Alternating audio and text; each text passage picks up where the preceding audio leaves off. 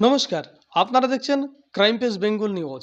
আর এই crime page Bengal নিউজে সবচাইতে আজকে আ যে এক চাঞ্চল্যকর খবর, সেই খবর হচ্ছে নদিয়ার হোগলবেড়িয়া থানার উদ্ধার করলো আবার ৪৯৫ বোতল ফেনসিডিল সিরাপ। হোগলবেড়িয়া থানা ভারত বাংলাদেশ সীমান্ত কাছে লাগোয়া সেই থানা। কিন্তু এই থানার ভারপ্রাপ্ত আধিকারিক তিনি মানুষের কাছে বারবার প্রশংসার হয়ে উঠেছেন যে তিনি বারবার মাদকদ্রব্য তিনি পাচারকারীদেরকে ধরেছেন এবং পাচারকারীদেরও ধরেছেন। আজ সেরকম গতকাল রাত্রিবেলায় নাসাড়িপাড়ায় যে ৩ জন ধৃত সহ ৪৯৫ বোতল ফেনসিডিল তিনি ধরেছেন।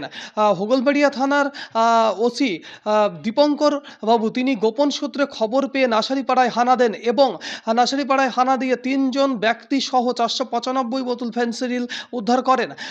আজকে ওনাদেরকে ধৃতদেরকে এনডিপিসি মামলা রুজু হয়েছে তাদের নামে এবং আজকে তাদেরকে তেহট্ট মহকুমা আর এনডিপিসি যে কৃষ্ণনগরে যে কোর্ট আছে সেই কোর্টে আজকে ধৃতদেরকে পাঠিয়েছেন।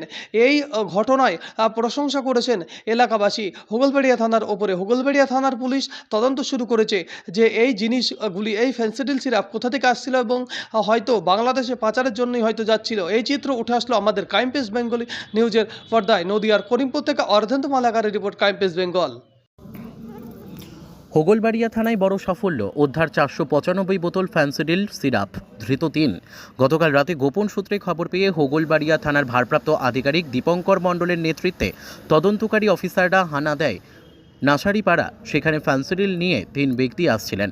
পুলিশের চোখ এড়াতে পারেননি তারা। তাদেরকে আটক জিজ্ঞাসাবাদ করতেই কথায় অসঙ্গতি লক্ষ্য করতে পান। তাদের কাছ থেকে ৪৯৫ বোতল ফ্যান্সিডিল পায়। ধৃত ৩ জনকে গ্রেপ্তার করে এনে থানায় তাদের নামে এনডিপিএস মামলা রুজু করেছে পুলিশ। আজ তাদের কৃষ্ণনগর এনডিপিএস কোর্টে তোলা হয়েছে। এই ঘটনায় এলাকার সকল মানুষ হোগলবেড়িয়া থানাকে প্রশংসা করেছেন। এই চিত্রই উঠে আসলো আমাদের সংবাদ মাধ্যমের ক্যামেরায়। Bureau report, crime press Bengal news.